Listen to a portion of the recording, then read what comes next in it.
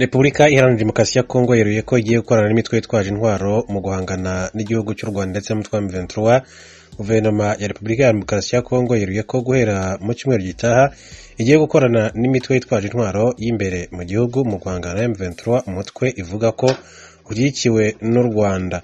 Ni ibirego bimaze iminsi bishinjwa ingabo za leta FARDC ko zikorana n'imitwe irimo FDLR, Nyatura, EPSRS, Fareko, NDC, Maimai ndetse n'abacanshuro bo mu Burayi bivugwa ko barimo baturuka mu gihugu cy'Uburusiya mu kurwana na M23. Nyamara uyu mutwe wakomeje gusunika FARDC ku buryo izi ngabo zatangiye gushaka ahandi zipfunda imitwe. Mu kiganiro yagiranye n'abanyamakuru kuri wa mbere tariki ya 6 Werurwe, Minisitiri ushinzwe amashuri makuru na za kaminuza Muhindo Nzange Butondo yavuze ko guverinoma yafashe icyemezo cyo gukorana n'imitwe yitwaje intwaro imbere mu gihugu no kurwana ku busugire bw'igihugu cya Kongo. Yavuze ko mu nama ya minisitiri iheruka bagererwaho umushinga w'itegeko ubiteganya ndetse uremezwa n'umushinga ngo guverinoma yagejejweho na minisitiri w'ingabo Gilbert Kabanda ndetse wemejwe n'inama ya minisitiri yabaye ku itariki kuwa 5 tariki ya 3 Werurwe. Umushinga w'itegeko uteganya ko iyo mitwe yitwaje intwaro imbere mu gihugu igiye kwifashishwa nk'abasirikare biteguye kandi bashobora kwifashishwa nk'abasirikare ba Kongo muri FARDC. Yakomeje agira ati ni abantu biteguye bashobora kwifashishwa, ati igihugu cyatewe nk'uko bimeze uyu munsi wa none, ati bagashyirwa mu buryo bumwe n'abasirikare ku rugamba. Ntabwo twakwizera ko twakomeza gutabarwa n'abandi, ati ku rwego rwa guverinoma ntabwo tugishaka ko abantu bavuga ko twifashisha ingabo ziturutse ahandi. Ntabwo izo ngabo zakwitwa gutyo, ati mu gihe abantu barwanira igihugu cyabo, ati ni abantu bakunda igihugu bya nyabyo. Yavuze ko iyo mitwe yise Wazalendo cyangwa se biteguye kwitangira igihugu bikwiye rero kwibagirana ko umunsi umwe ngo barashe ku ngabo za leta hagashyirwa imbere ko uyu munsi bafite umwanzi umwe basangiye. Akomeza agira ati ubutumwa naha Wazalendo nuko guverinoma imaze gushyiraho uburyo bw'amategeko kugira ngo mwemerwe, ati muri make rero guhera mu cyumweru gitaha mugiye guhabwa ubutumwa, mugiye kurwana ku rugamba mu buryo bumwe na FARDC. Yavuze ko mu buryo bwemeranyijweho nyuma y'intambara hazabaho uburyo bwo kubasezerera mu gisirikare ndetse no kubasubiza mu buzima busanzwe. Ni icyemezo Nzangi yavuze ko kizafasha mu gukemura ikibazo cy'ubuke bw'abasirikare ba FARDC no gukuraho ikibazo cy'imitwe yitwaje intwaro. Ati kubera ko aba bantu bazaba barwana urugamba mu buryo bwemewe, ati ndizera ko hatazongera kuvugwa ikibazo cy'imitwe yitwaje intwaro. Mu bindi Minisitiri Muhindo yakomojeho ni uko bisa naho M23 yarushije imbaraga ingabo za leta ku buryo zari zikeneye izindi mbaraga. Yavuze ko nko kohereza ingabo za Afurika y'Iburasirazuba mu burasirazuba bwa Kongo byafashije cyane, ati kuko ngo iyo zitahaba umujyi wa Goma uba warafashwe na M23. Yagize ati ndabibabwiye iyo ingabo za EAC zitoherezwa i Goma umujyi uba warafashwe kera, ati kandi muzi ko M23 yari yamaze gufata Kibumba, ati itangiye kumanuka igana ka Nyarucinya, ati byarigaragazaga ko kohereza izo ngabo ati byadufashije guhagarika M23 ndetse no kubasha kwisuganya.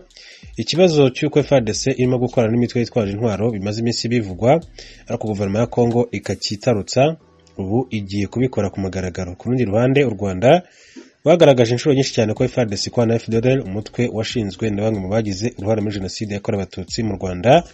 Ni ibintu nyamara byakomeje kugaragazwa na raporo z'itsinda ry'impuguke z'umuryango w'abibumbye, harimo iyo muri 2022 ivuga ko ku itariki ya 8 ndetse n'itariki ya 9 Gicurasi 2022 imwe mu mitwe yitwaje intwaro yahuriye muri Pinga, agace gaherereye hagati ya teritwari za Walikale na Masisi mu ntara Kivu n'Amajyaruguru, maze birema ihuriro.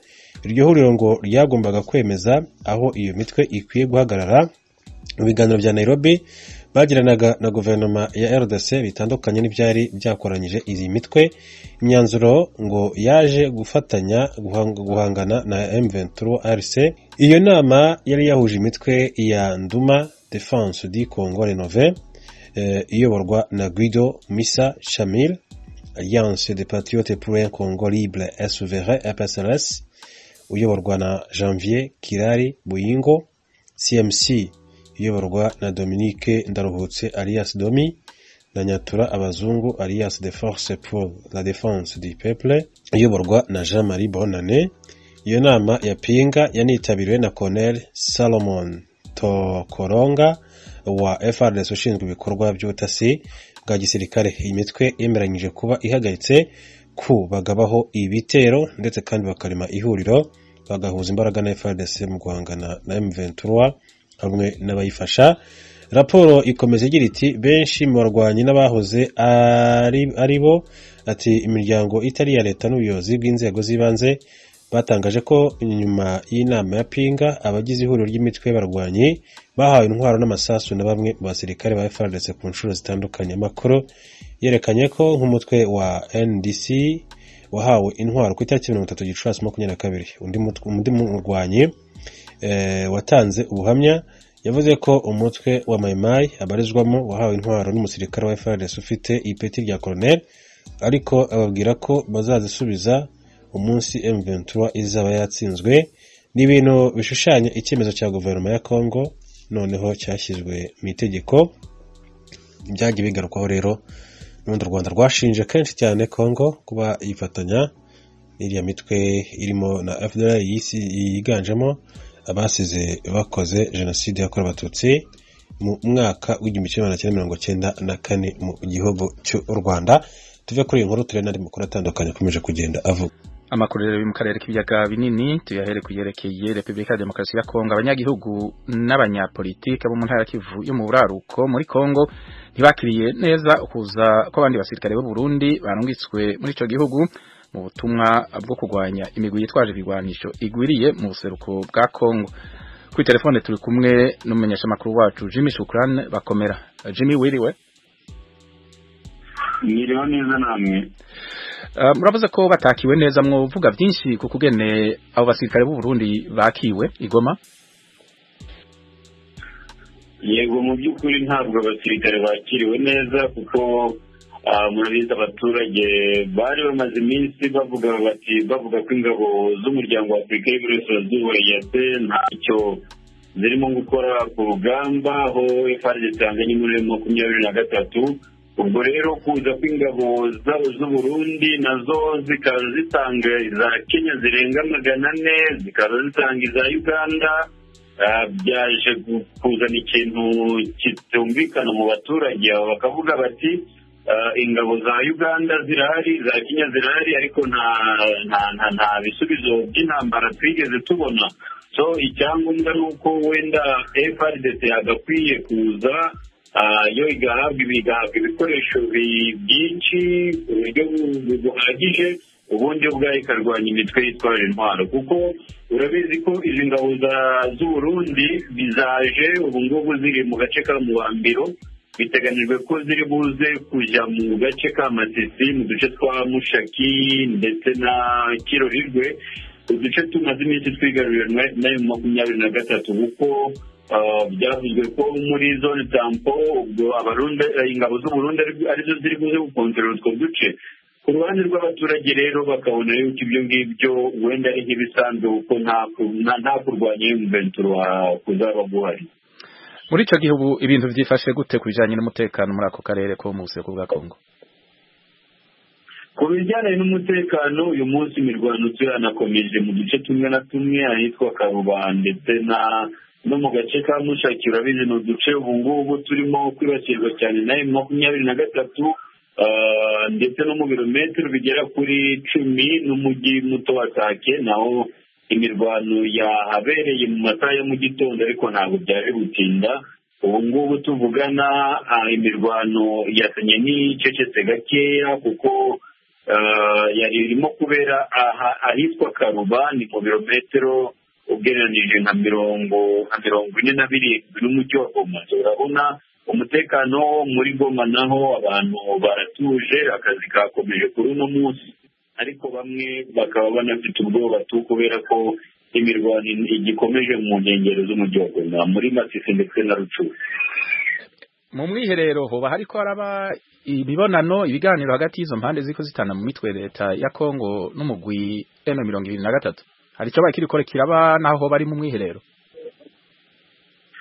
ubu nta kiratangaza haba ku ruhande rwa M23 no ku ruhande rwa leta ya Kongo, kuko muri rezilita z'ibiganiro byagerageje kuvugwamo ku bakuru b'ibihugu bya EAC ndetse n'umuryango n'ubumwe bwa Afurika, biteganijwe yuko ku munsi w'ejo kuwa kabiri aribwo M23 na FARDC ingabo za Kongo bari buze gushyira intwaro hasi, ubundi bakajya mu biganiro bagakora icyo bita cessez-le-feu, imirwano ikarangira. Ubwo ibindi tubitegereje ku munsi w'ejo, dutegereje kubona nimba kuko FARDC iri gushyira intwaro hasi, nimba kuko M23 nayo iri gushyira intwaro hasi ikarekura uduce yari irimo. Ibyo nicyo abaturage bategereje ku munsi w'ejo kuwa kabiri, kuko niko biteganijwe. Mu Burundi ubutungane bwatanze uburenganzira bwo gushingura umupfasoni Aline Inarukundo, bivugwa ko yishwe n'umugabo wiwe yitwa Claude Arakaza hari haheze iminsi irenga 40. Umuryango w'amaraso uri mu bibazo bijanye n'ishingurwa ryiwe bivuye ku muryango w'umugabo wa nyakwigendera Arakaza, Murantunga wa nyakwigendera Aline Inarukundo. Radio Ijwi ry'Amerika yateguye yifashishije abanywanyi bayo mu Burundi, turabisomerwa na Thierry Ndayishimiye. Umuryango w'umwisi Aline Inarukundo avukamo wabwiye isoko ry'Ijwi ry'Amerika ko arose ubutumwa ko kwitegura gufubana uwabiteka